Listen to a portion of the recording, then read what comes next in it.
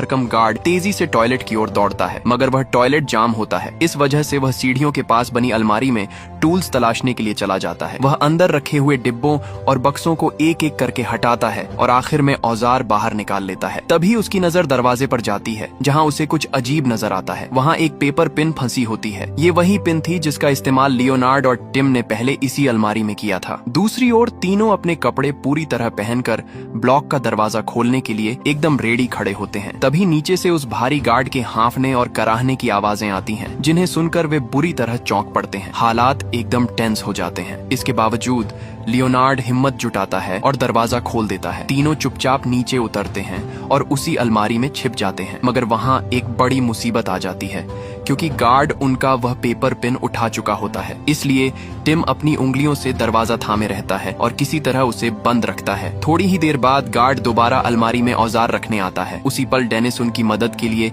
Guard का ध्यान भटकाता है। डेनिस खुद बल्ब को तोड़कर शॉर्ट सर्किट कर देता है और जोर जोर से चीखने लगता है, जिससे गार्ड मजबूर होकर ऊपर जाता है, यह देखने कि आखिर शोर किस बात का है। मौका मिलते ही टिम, ली और लियोनार्ड तेजी से अलमारी से बाहर आते हैं और अगले दरवाजे की ओर दौड़ते हैं। वे बारी बारी से कई दरवाजे खोलते जाते हैं, मगर अचानक अगला गेट बंद मिलता है। तब उनको समझ आता है कि लियोनार्ड को पीछे जाकर उस बटन को दबाना पड़ेगा, जिससे इलेक्ट्रिक डोर खुलेगा। लियोनार्ड पीछे जाता है, बटन दबाता है और दरवाजा खुल जाता है, जिसके बाद तीनों फुर्ती से अंदर घुस जाते हैं। अब सिर्फ एक आखिरी दरवाजा बचा था। टिम बाहर झांकता है। गेट खुला था और सामने साफ सड़क दिख रही थी। आजादी बस कुछ कदम दूर थी। खुशी के मारे तीनों एक दूसरे को गले लगाते हैं। फिर टिम उस आखिरी लॉक पर अपनी चाबियां आजमाने लगता है। 1 2 3 उसने सारी चाबियां लगा ली, लेकिन ताला टस से मस नहीं हुआ। सबके पैरों तले जमीन खिसक गई। यहाँ तक पहली बार पहुँचे थे और यही सबसे बड़ी रुकावट थी। लियोनार्ड अंदर से पूरी तरह टूट गया। टिम कहता है, हमें वापस जाना होगा और इसकी भी चाबी बनानी होगी। लेकिन लियोनार्ड का जवाब साफ था, मर जाऊंगा पर वापस नहीं जाऊंगा। तभी लियोनार्ड की नजर उस दरवाजे के लॉक पर जाती है। वह ताला लकड़ी के एक खोखले फ्रेम के अंदर लगा था। लियोनार्ड तुरंत उस फ्रेम पर वार करना शुरू कर देता है। टिम घबरा जाता है क्योंकि आवाज बहुत ज्यादा हो रही थी। वह लियोनार्ड को रोकने की कोशिश करता है और अंदर जाकर चेक करता है। आवाज कॉरिडोर तक जा रही थी। उसे डर था